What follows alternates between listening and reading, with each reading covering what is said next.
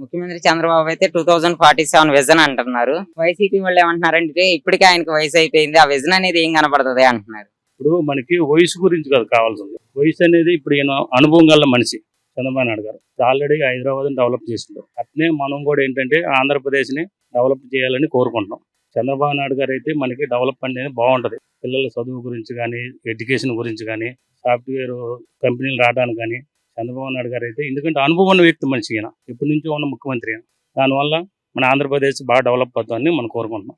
అంటే రాష్ట్రంలో తీసుకొస్తున్న ప్రాజెక్టులు కానీ లేదంటే రాజధాని నిర్మాణం గురించి కానీ చంద్రబాబు అయితే దాచుకోవడం దోచుకోవడమే అలవాటుగా మారిపోయింది. మోడీ దగ్గర నుంచి వచ్చే నిధుల్ని ఆయన స్వలాభం కోసం వాడుకుంటున్నారంట. ఇప్పుడు దోచుకోవడం అంటే ఇప్పుడు అంతకుముందు వైసీపీ ప్రభుత్వంలో ఉన్నప్పుడు వాళ్ళు దోచుకోవడం జరిగింది.